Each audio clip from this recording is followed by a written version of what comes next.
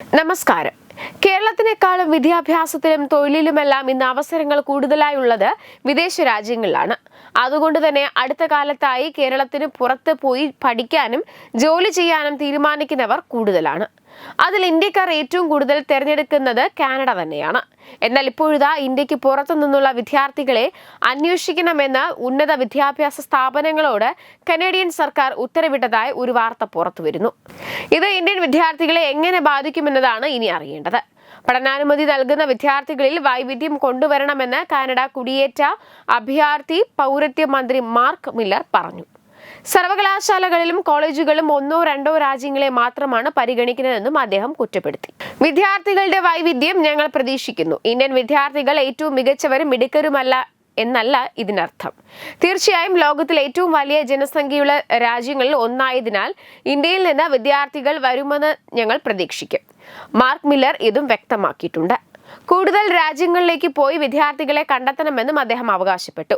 ലോകമെമ്പാടുമുള്ള വിവിധ രാജ്യങ്ങളിൽ നിന്നുള്ള ആളുകളെ ആകർഷിക്കുന്നതിനായി പദ്ധതികൾ മാറ്റണമെന്നും എന്നാൽ ഇതിനർത്ഥം ഇന്ത്യക്കാരെ ഒഴിവാക്കുക എന്നല്ല എന്നും അദ്ദേഹം വ്യക്തമാക്കി. ഇന്ത്യയിൽ നിന്നുള്ള ചില വിദ്യാർത്ഥികൾ ഇപ്പോഴും ഉണ്ടാകുമെന്നും മില്ലർ പറഞ്ഞു. അനധികൃത കുടിയേറ്റക്കാരുടെ കാര്യത്തിൽ ട്രംപിന്റെ ഭരണകൂടം ചെയ്യുന്നത് കാനഡ ചെയ്യില്ലെന്നും മില്ലർ പറഞ്ഞു. എന്നാൽ അനധികൃതമായി കുടിയേറ്റക്കാർ ഇവിടെ താമസിക്കുന്നത് എങ്കിൽ അവരെ പുറത്താക്കുമെന്നും അദ്ദേഹം വിശദീകരിച്ചു. ബിരുദാനന്തര ബിരുദ വർക്ക് പെർമിറ്റുകൾ കാലഹരണപ്പെട്ടവർക്ക് ഇത് ബാധകമാണെന്ന് അദ്ദേഹം വ്യക്തമാക്കി. അന്താരാഷ്ട്ര വിദ്യാർത്ഥികൾ വിദ്യാഭ്യാസത്തിനാണ് കാനഡയിലേക്ക് വരുന്നതെന്ന് മനസ്സിലാക്കേണ്ടതുണ്ടെന്നും സ്ഥിര താമസത്തിനോ കനേഡിയൻ പൗരത്വം നേടുന്നതിനോ ഇത് യാതൊരു ഉറപ്പും നൽകുന്നില്ലെന്നും മില്ലർ കൂട്ടിച്ചേർത്തു. PGWP കാലാവധി അവസാനിക്കുന്നതോടെ സ്ഥിരതാമസ വിസകളിലേക്കോ മറ്റ് വിസകളിലേക്കോ മാറുന്നില്ലെങ്കിൽ 10,000-കണക്കിന് അന്താരാഷ്ട്ര വിദ്യാർത്ഥികൾക്ക് ഈ വർഷം ഇമിഗ്രേഷൻ സ്റ്റാറ്റസ് നഷ്ടപ്പെടും. ഒട്ടാവ സ്ഥിതിഗതികൾ സൂക്ഷ്മമായി നിരീക്ഷിച്ചു വരികയാണെന്നും ഇതിനർത്ഥം പലരും രാജ്യം വിടേണ്ടി വരുമെന്നും മാർക്ക് മില്ലർ വ്യക്തമാക്കി. കാനഡയിലെ വലിയൊരു വിഭാഗം വിദ്യാർത്ഥികളും ഇന്ത്യയിൽ നിന്നുള്ളവരാണ്.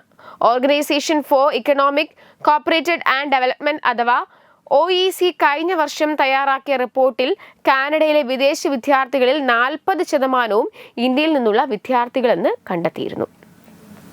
ഇന്ത്യൻ വിദ്യാർത്ഥികളുടെ കുടിയേറ്റത്തിലെ ഈ കുതിച്ചുചാട്ടം 2019 മുതൽ കൂടുതൽ ശക്തമാകുകയാണ്.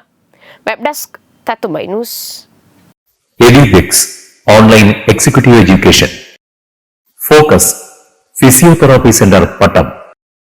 ഉന്നത് എഞ്ചിനീയറിംഗ് ഗുജറാത്ത്. തീർത്ഥയാത്ര.com